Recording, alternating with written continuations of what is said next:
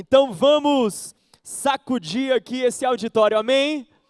Porque Deus vai falar conosco. Lucas 15, verso 11. A Bíblia diz, Jesus contou a seguinte história. Um homem tinha 2 filhos. O mais novo disse ao pai, pai, eu quero que é da minha herança. Assim ele repartiu a sua propriedade entre eles. E não muito tempo depois, o filho mais novo, ele reuniu tudo que tinha e foi para uma região distante. E lá desperdiçou seus bens vivendo irresponsavelmente. Depois de ter gasto tudo, houve uma grande fome em toda aquela região. Ele começou a passar necessidade e por isso ele foi empregar-se com um dos cidadãos daquela região, que o mandou para o seu campo, a fim de cuidar de porcos. Ele desejava encher o estômago com as vagens de alfarrobeiras que os porcos comiam, mas ninguém lhe dava nada. Caindo em si, ele disse, quantos empregados de meu pai têm comida de sobra, e eu aqui estou morrendo de fome. Eu me porei a caminho, voltarei para o meu pai, e eu direi, pai, eu pequei contra o céu e contra ti, eu não sou mais digno de ser chamado teu filho, trata-me como um dos teus empregados. A seguir ele levantou-se e foi para o seu pai, e estando ainda longe, seu pai o viu, e cheio de compaixão correu para o seu filho, e o abraçou e o beijou. E o filho veio com o discurso dele, o discurso que ele tinha ensaiado, lembra? Ah, pai, pequei contra ti, aquela coisa toda. O pai disse aos servos, depressa, tragam a melhor roupa, vistam ele, coloquem um anel no seu dedo, calçado em seus pés, tragam um novilho gordo, façam uma festa, pois este meu filho estava morto, e ele voltou à vida, ele estava perdido, e ele foi achado, e começaram a festejar o seu regresso. Enquanto isso, o filho mais velho estava lá no campo, e quando se aproximou da casa, ouviu a música, ouviu a dança, então chamou um dos seus servos e perguntou-lhe o que estava acontecendo, e este lhe respondeu, foi o teu irmão que voltou. Meu irmão, aquele cretino safado foi, ele mesmo, voltou e o teu pai mandou fazer a maior festa da história. Versículo 29, mas ele respondeu ao seu pai, pai, todos esses anos eu tenho trabalhado como um escravo ao teu serviço, eu nunca desobedeci tuas ordens, mas tu nunca me deste nenhum cabrito para eu festejar com os meus amigos. O bichinho só queria um cabritinho. Mas quando volta para casa esse teu filho, que esbanjou os teus bens com as prostitutas, matas um novilho gordo para ele. Disse o pai, meu filho, você está sempre comigo e tudo que eu tenho é teu, mas nós tínhamos que celebrar a volta deste seu irmão e alegrar-nos, porque ele estava morto e voltou à vida, estava perdido e ele foi achado. Essa é uma tarde de você voltar para casa. Não sei quem você é, não sei qual a sua história, não sei o quão perto ou quão longe você está do Pai, mas eu quero dizer para você, é tempo de você voltar para casa. Tem gente que fica longe do Pai e por isso se afasta da casa do Pai. Tem gente que fica longe do Pai estando na casa do Pai. O filho mais novo se afastou do pai e se mandou da casa dele. O filho mais velho ficou longe do pai, mas permaneceu na casa dele. Porque estar na igreja e estar perto de Deus são duas coisas distintas. Então hoje a mensagem é para todo mundo aqui em algum ponto vai ter que voltar para casa. A parábola começa, e é isso que eu quero que você perceba de início, com esse filho pedindo ao pai a herança. Quantos concordam aqui que herança é algo que você recebe depois que os pais ou aquele ente que contemplou você ali nos legados dele morre? Sim ou não? Mas aqui o filho pede a herança mesmo tendo o pai ainda vivo. Portanto, ele está se antecipando. Ele está querendo agora algo que na verdade ele só deveria desfrutar depois. Ele está querendo pular etapas. Ele está querendo queimar estágios. Sabe por quê? Porque o filho mais novo é imaturo. E todo imaturo é imediatista. Uma das marcas da imaturidade é que você não tem a paciência de esperar. Você quer cortar o caminho, você quer buscar atalhos, você quer crescimento, mas não quer a dor do crescimento, você quer subir, mas você quer subir de elevador, não quer subir de escada, porque a escada tem degraus, e o degrau faz o joelho doer. A gente quer pular etapas, a gente quer chegar o mais rápido possível, custe o que custar, e nesse processo a gente acaba querendo trazer o futuro para o presente, quando a gente ainda nem está preparado para esse futuro. É por isso que tem gente que quando namora, trata o namoro como casamento. Eita. Porque está querendo pular etapas, está querendo pular estágios. Meu querido, eu te falo uma coisa, não adianta você querer pular etapas. A pessoa quer o bônus do casamento, mas não quer arcar com o ônus do casamento. Primeiro você assume o compromisso, depois você tem a mulher, queridão. Calma aí. É por isso que às vezes um fala para o outro e diz assim, eu quero a sua virgindade. Por quê? Porque a pessoa está querendo pular etapas. Eu quero primeiro o seu corpo, depois o compromisso. Eu estou pulando etapas, eu estou queimando estágios, eu estou querendo esses ganhos momentâneos, imediatos, mas eu não estou querendo atravessar todo o caminho. Deixa eu te falar uma coisa, às vezes Deus fecha uma porta e priva você de algo, porque Ele está preparando você para aquilo que Ele tem preparado para você. Não adianta você chegar lá sem estar pronto para o teu lar. Não adianta você adentrar num destino para o qual você não está apto ou capacitado. É por isso que Deus gasta tempo treinando você. Entrar na terra prometida foi assim, agora atravessar o deserto foi um tantão de tempo. Porque foi 40 anos no deserto, arrancando e extraindo do povo o Egito, para que eles pudessem entrar verdadeiramente como povo de Deus na terra da promessa. Envolve o processo, o imaturo não entende isso, o imaturo é imediatista. Mas o que me surpreende é que o pai, na nossa história, ele não faz absolutamente nada. O filho pede, o que é que o pai faz, hein, igreja? Ele dá. Ele não dá uma lição de moral, ele não faz nada, liberalmente ele dá. O versículo diz que o pai então fez isso, repartiu a herança como o filho pediu. Sabe o que acontece? Às vezes, Deus, para nos ensinar algumas coisas, em vez de falar conosco, Ele vai permitir que a gente atravesse algumas circunstâncias. Porque algumas das lições que a gente não aprende com a palavra de Deus, a gente vai aprender com as circunstâncias permitidas por Deus. Eu te falo uma coisa, quando o pai tem uma lição para te dar, Ele vai te dar. Não tem como você escapar à aula do Pai Celestial. Se Ele tem algo para te ensinar, Ele vai te ensinar. Seja através de um caminho conveniente, seja através de um caminho complicado, mas Ele vai ministrar o conteúdo de ponta a ponta e você vai ter que captar a lição. Esse pai aqui, ele não se opôs, ele não fez nada. E eu te digo também por quê. Ele não fez nada porque esse pai é uma figura do Pai Celestial, do próprio Deus. E Deus não quer ninguém com Ele por obrigação. Deus quer pessoas com Ele por amor e por devoção. Deus não está afim de um monte de gente sentada na cadeira da igreja, porque tem o quê? Porque eu quero atravessar o portão celestial com todas as estrelinhas. Eu participei de tudo, eu fiz tudo, eu tiquei a lista toda. Deus, olha só que incrível, não está afim de uma relação de imposição e de controle. Ele quer uma relação de confiança. É por isso que quando esse filho pede, o pai diz, vai meu filho, porque se for para ter você aqui por obrigação, é melhor nem ter você, porque na verdade por obrigação, ninguém tem ninguém. Quando você acha que você tem alguém por causa da tua possessividade, eu quero só falar uma coisa para você possessivo, você não tem a pessoa e não tem ninguém.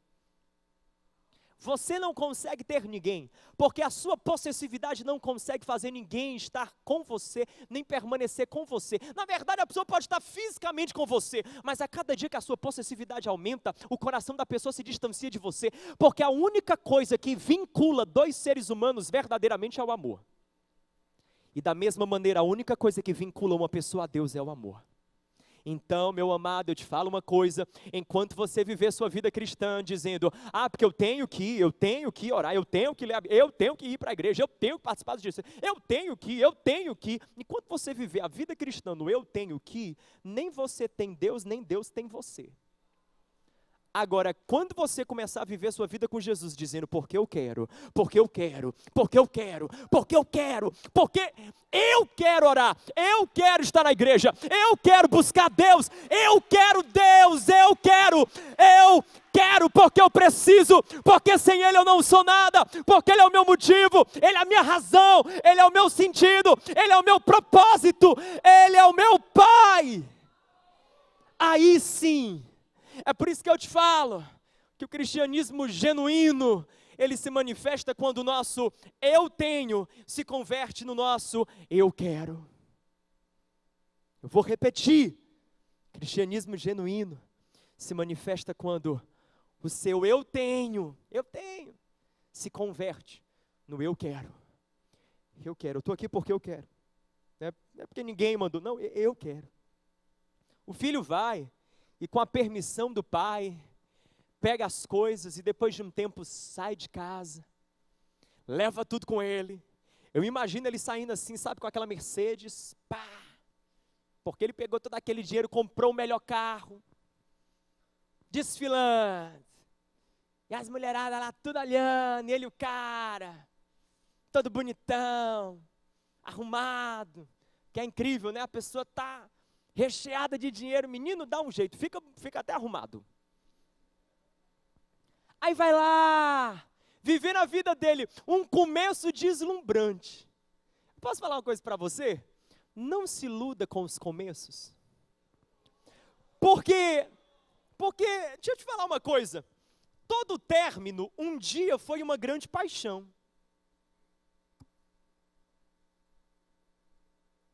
Estou pregando? Toda empresa falida um dia foi um grande sonho. Todo ministério acabado um dia foi um grande mover de Deus. Todo grande ministro do evangelho um dia foi um homem ungido. Não se iluda com os grandes começos. Não se iluda. Sabe por quê? Porque o filho sai de casa, abarrotado de coisa, e ele volta para a mesma casa, esvaziado de todas aquelas coisas. Eu te falo uma coisa, meu amado, os começos empolgantes nem sempre traduzem fins emocionantes. Nem sempre. Nem sempre. Você sabe uma das características da pessoa sábia? Escuta isso, guarda isso aqui, tá?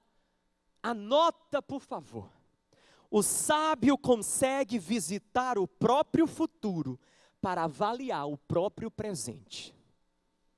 Guarda, porque eu vou te explicar o que é isso na prática. O sábio consegue visitar o próprio futuro para avaliar o próprio presente. Funciona assim. A pessoa sábia, ela não se empolga com o começo. Ela no coração dela, ela vai lá no futuro dela. Como é que ela vai no futuro dela? Ela pensa com ela mesma. Se eu continuar agindo como estou, se eu continuar com esses relacionamentos, se eu continuar com esse nível de dedicação, se eu continuar com esse relacionamento que eu tenho com Deus, aonde chegarei? Chegarei lá. Opa, é esse o futuro que eu quero? Sim. Então eu permaneço no presente que eu tenho. É esse o futuro que eu quero? Não. Então eu mudo o presente que eu tenho. O sábio, ele consegue visitar o próprio futuro para avaliar o próprio presente. Esse filho aqui não tinha sabedoria de nada, isso aqui era um doido. Era um pirata da cabeça, pegou tudo, saiu de casa, é um negócio de futuro, eu vou farrear, eu sou da resenha. Foi embora, não estava nem aí. Eu te falo uma coisa, você pode desprezar o quanto você quiser o teu futuro, mas ele vai chegar. Se ligou nessa? Estou pregando aqui, amém? Ei, você pode, menosprezar o seu futuro quando você quiser, mas ele vai chegar. E eu te digo uma coisa, a cada passo que você dá, ele se aproxima, a cada passo que você dá, ele se aproxima, a cada passo que você dá, ele se aproxima. Ou seja, o encontro do teu presente com o teu futuro está cada vez ficando mais perto. Que tipo de encontro esse vai ser, hein? Esse cara pegou, lotado da grana e foi, desperdiçando. O texto fala no versículo 13, e lá desperdiçou os seus bens Lá aonde, igreja? Vamos lá, interpretação de texto. Lá aonde? Longe da casa do Pai. O texto não fala um lugar específico, o texto não diz assim, não. Diz longe da casa do Pai, pronto, final. O texto não precisa descrever onde é esse lar. Porque qualquer lugar da sua vida, qualquer estado do teu coração e da tua jornada, que você está longe da casa do Pai, vai ser um lugar onde você vai desperdiçar a sua vida. Você vai desperdiçar. Na verdade, eu queria que você guardasse isso no seu coração. Anota essa aqui, por favor. O que define o quanto você vai desperdiçar ou aproveitar a tua vida é a distância que você vive do Pai. Se tu vive perto do Pai, você vai aproveitar a vida. Se você vive longe do Pai, você vai desperdiçar. Você está dizendo, João, eu não estou desperdiçando a minha vida, não. Eu estou na crista da onda. Eu sou o cara. Você não tem noção. Eu estou assim, vivendo a melhor fase. Eu vim aqui por acaso. Eu apareci aqui nessa igreja porque o pessoal disse que era legal. Pois deixa eu te falar uma coisa. Você não precisa estar no fundo do poço para desperdiçar a vida. Basta você pegar a vida que Deus te deu e usá-la para um propósito diferente daquele que Deus desenhou no coração dele para você. Deixa eu te explicar como é que funciona. Aqui está um tablet, ok? Um tablet. Então imagina, você compra esse tablet. Aí uma pessoa pega esse tablet e diz assim, bom, eu vou pegar esse tablet e vou fritar ovos com ele.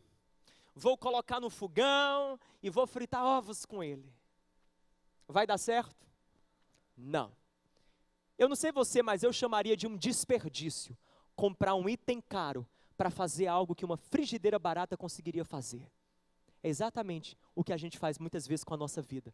Nós desperdiçamos a nossa vida, porque Deus, antes que você nascesse, desenhou um propósito poderoso. Ele desenhou um plano tremendo. Ele desenhou algo infinitamente grande no coração dele, mas quando eu e você nos conformamos em viver abaixo, aquém do propósito de Deus para a nossa vida, a gente está desperdiçando a vida que Deus nos deu. Então Jesus está passando aí do teu lado e está dizendo o seguinte, que tal a gente reciclar você hoje? Pegar todo esse desperdício, colocar nas minhas mãos e deixar eu fazer tudo novo. Tudo novo. Tudo novo. A gente tem que parar, meu amigo, de achar que é assim, usar a nossa vida de qualquer maneira, deixa a vida me levar, a vida leva eu, não, deixa Deus te conduzir, Deus me conduza, é assim que devemos então viver.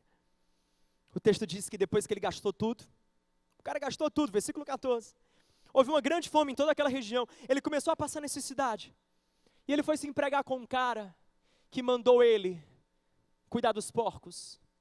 Assim, eu não sei se você compreende, os porcos naquela cultura, a cultura dos judeus, eram tidos como um animal tão sujo, que a pior coisa que alguém poderia fazer na vida, era cuidar de porcos.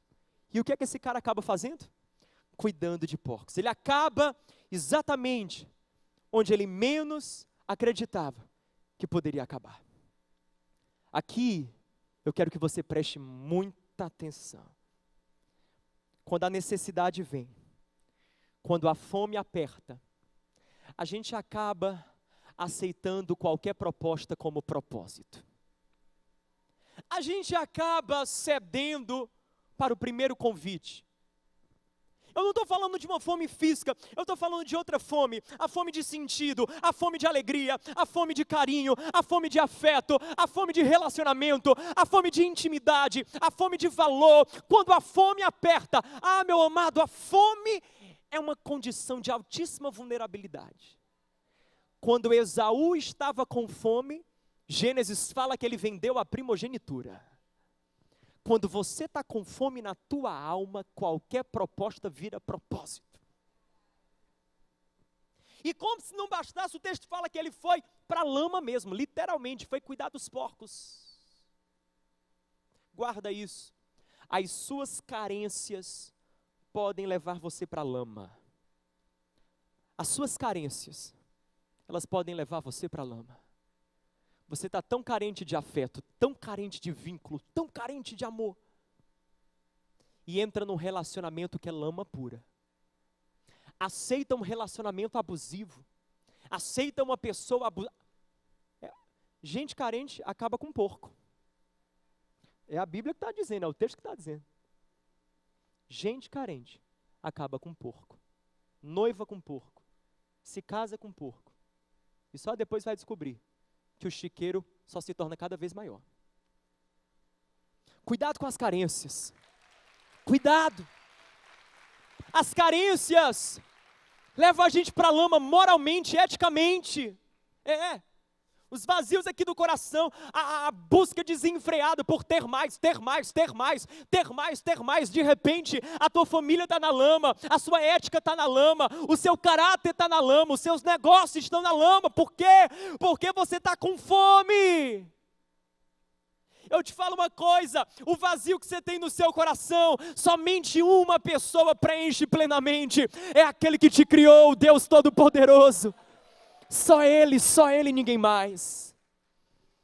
Quando você se enche dEle, quando você se preenche dEle, as propostas chegam e você diz, não, muito obrigado. Por quê? Porque eu já estou saciado, eu não estou com fome. Eu comi do pão da vida que desceu do céu.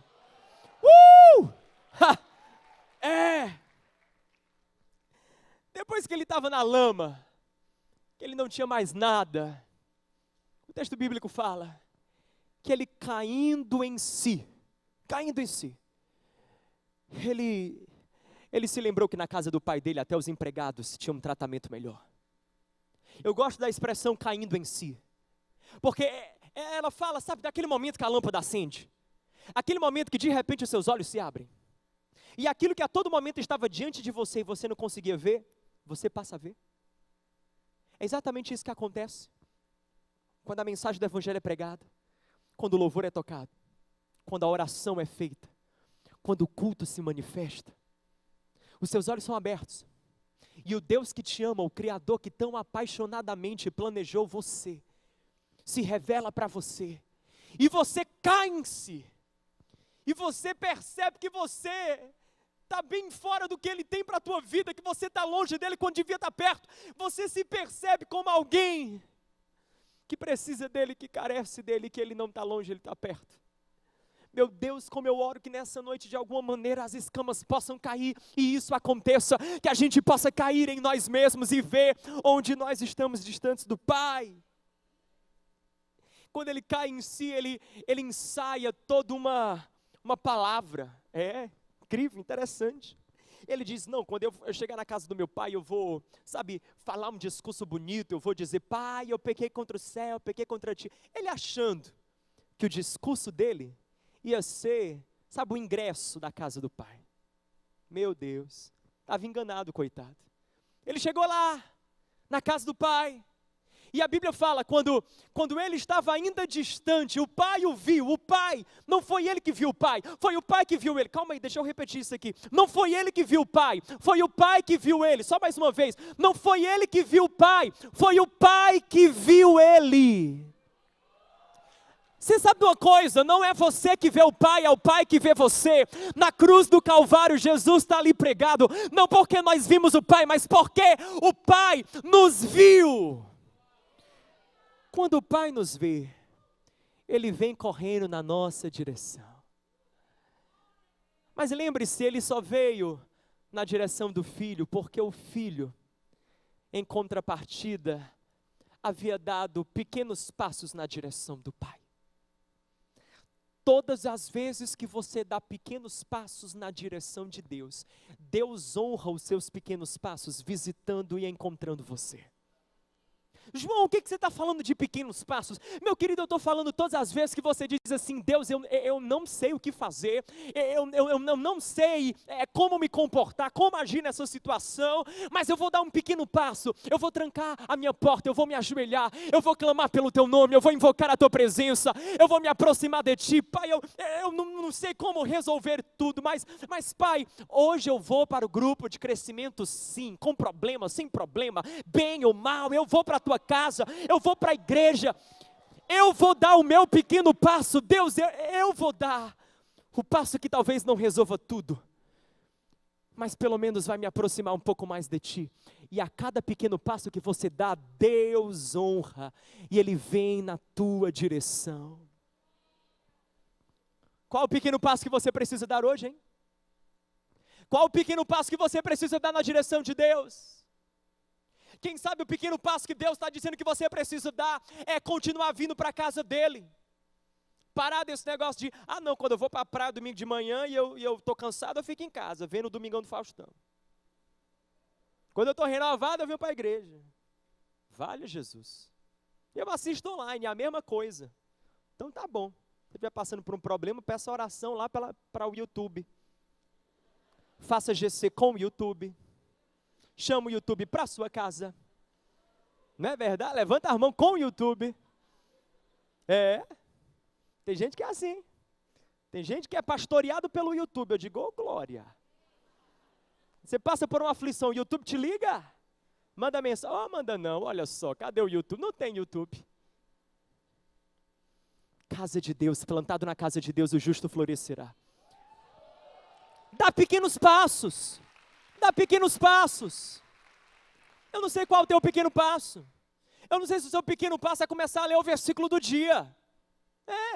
Começa por aí, depois você lê o capítulo do dia, depois você lê o livro do dia, depois, meu irmão, eu te falo uma coisa, dê o seu pequeno passo. Dê o seu pequeno passo, o Pai vai honrar o seu pequeno passo. Às vezes a gente não entende o princípio do pequeno passo. Às vezes nós julgamos pessoas que estão tendo pequenos passos em vez de celebrar as pessoas pelos pequenos passos que elas estão dando. O que é incrível na história é porque quando o filho dá o pequeno passo de ir para o pai vai na direção dele e logo o abraça. Eu queria que nessa igreja a gente conseguisse abraçar cada pessoa que dá o seu pequeno passo. Se a gente conseguisse abraçar e celebrar e amar cada vida que dá o seu pequeno passo, seja lá qual esse pequeno passo é. A Bíblia diz que quando o pai foi e agarrou o rapaz, ele foi tentar falar o discurso que ele havia ensaiado o caminho todo. Porque obviamente ele não foi em silêncio até a casa do pai, ele foi ensaiando. Como é que eu vou dizer para o meu pai? Como é que eu vou falar? Vamos lá, pai, então imagina que o pai está aqui. Pai, não, vou começar assim não sei como é. Será que eu chamo de pai, Senhor? Será que eu me curvo? Como é que eu faço? Ele foi ensaiando. Mas quando ele chegou diante do pai, o pai lançou o discurso fora, nem deixou o menino concluir. Ele olhou para os servos e disse, depressa! E começou a dar ordens para os servos.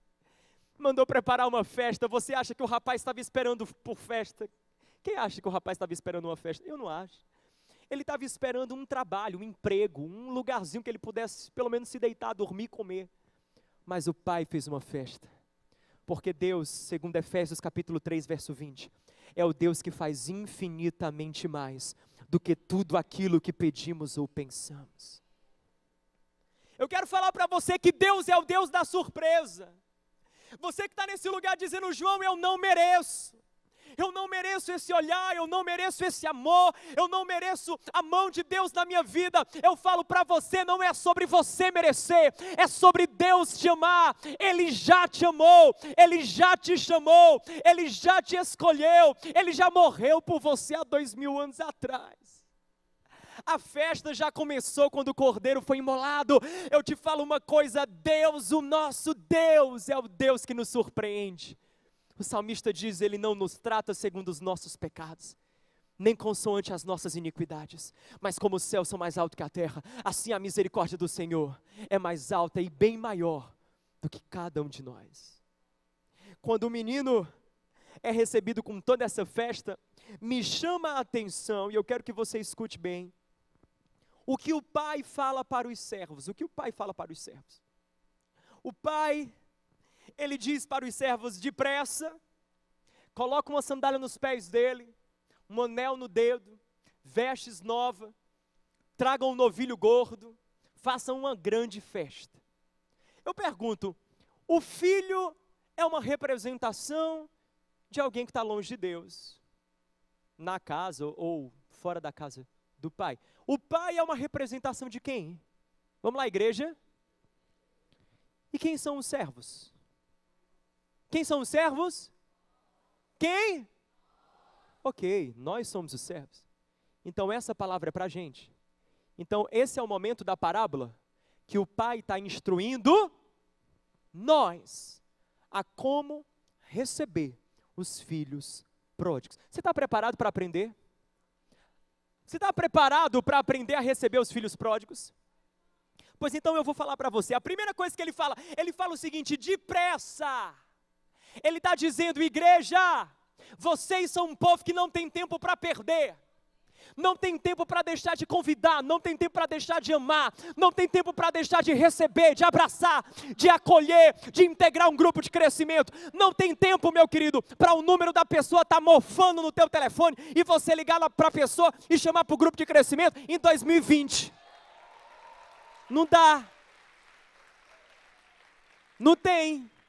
Não dá para você receber o número da pessoa, liga para a pessoa uma vez, a pessoa não atendeu, desiste daquela vida. Olha aí, imagina se Jesus desistisse de você toda vez que ele tentasse entrar em contato contigo.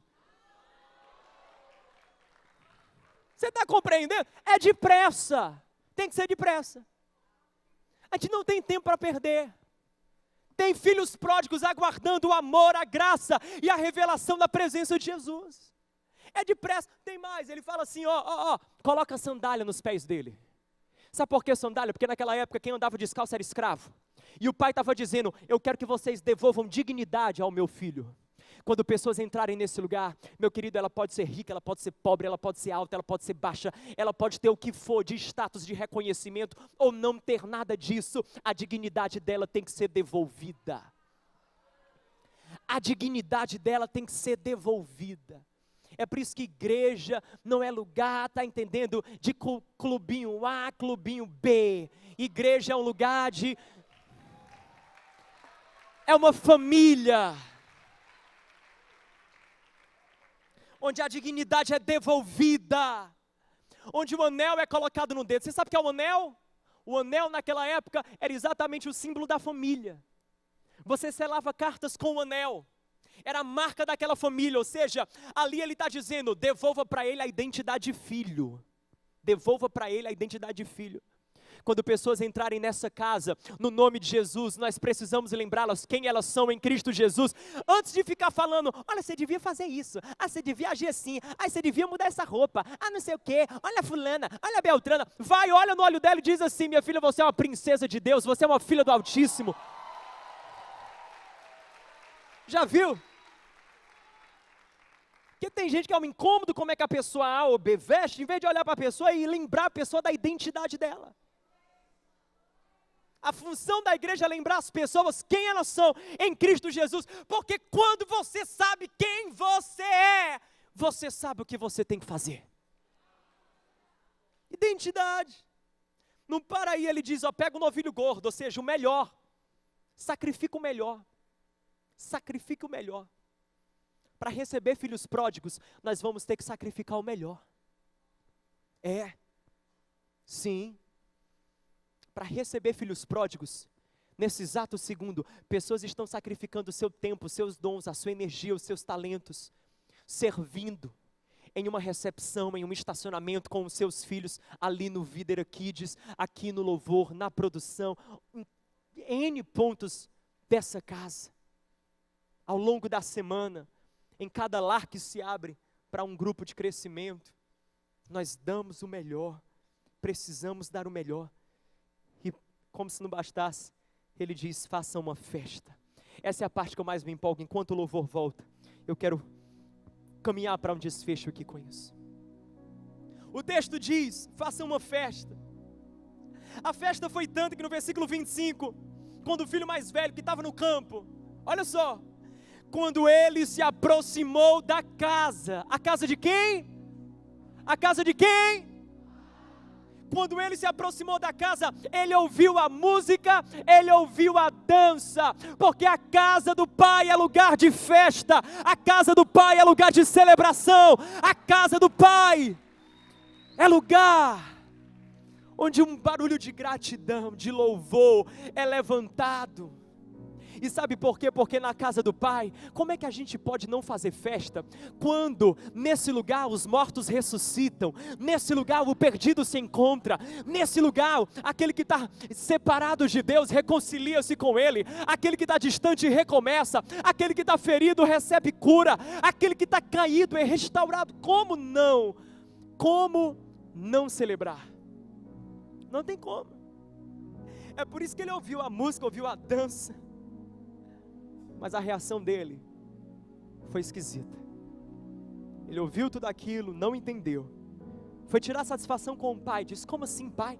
Essa festa toda para esse filho que se perdeu, essa festa toda para esse filho que desperdiçou tudo, não faz sentido na minha cabeça.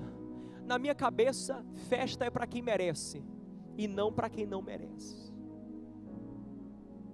O filho mais velho é um símbolo da religião, e o amor do pai sempre choca a religião, sempre. Eu digo a você, e eu queria que você recebesse essa palavra: quando Deus começa a operar na nossa vida, quando o amor do pai nos encontra, e a sua graça invade a nossa vida, tem gente que não vai entender, que não vai conseguir explicar, que não vai conseguir decifrar. Alguns outros podem até se incomodar, mas eu falo para você uma coisa: a boa notícia vem do Pai para nós. O Pai encerra dizendo: nós tínhamos que celebrar a volta deste teu irmão e alegrar-nos, porque ele estava morto e voltou à vida. Ele estava perdido, ele foi achado. Igreja, o Pai está dizendo: eu jamais vou deixar de receber qualquer que vier a mim. A minha casa está sempre aberta, os meus braços estão sempre erguidos, as minhas mãos sempre estendidas, o meu amor sempre disponível, dizendo: volta para casa, volta para casa, volta para o lugar de onde jamais você devia ter saído, bem perto do meu coração. Ele chama, escuta bem, os pródigos. A Bíblia é um livro dos pródigos. Abraão era idólatra, Jacó um enganador, Moisés um assassino, Gideão um medroso, Davi um menino, Jonas um egoísta, Pedro um descontrolado, Tomé um cético, Zaqueu um publicano, Paulo um perseguidor, Raabe uma prostituta. Eu te falo uma coisa: há sempre um lugar na casa do Pai. Há sempre um lugar. Não importa quem você seja, há um lugar para você, há um lugar para você, há um lugar bem perto do Pai para você, querido.